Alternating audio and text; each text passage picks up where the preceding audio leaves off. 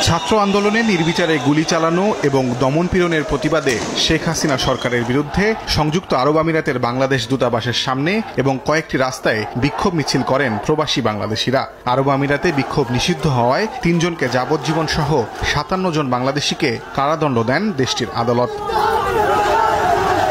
সাজাপ্রাপ্তদের শাস্তি মওকুফে শেখ হাসিনা সরকারের কাছে আবেদন করেন পরিবারের স্বজনরা। তবে বিক্ষোভকারীদের প্রতি কোনো সহানুভূতি নেই বলে স্পষ্ট জানায় শেখ হাসিনার সরকার। তাদেরকে অ্যারেস্ট করেছে, এটা তাদের আভ্যন্তরীণ আইনে করেছে, শাস্তি দিয়েছে তাদের আভ্যন্তরীণ আইনে। সেই দেশের ল অ্যান্ড অর্ডার যারা অমান্য করবে তাদের শাস্তি হবে, সেটার ব্যাপারে আমাদের কোনো কিছু করণীয় নেই।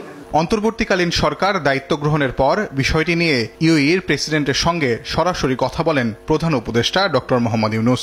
১ মাসেরও কম সময়ের মধ্যে এই ৫৭ জনের শাস্তি মওকুফ করলেন আমিরাতের প্রেসিডেন্ট। মঙ্গলবার সরকারকে সিদ্ধান্তটি জানায় আরব আমিরাত। প্রধান উপদেষ্টা ইউএইর আমিরকে, ইউএইর প্রেসিডেন্টকে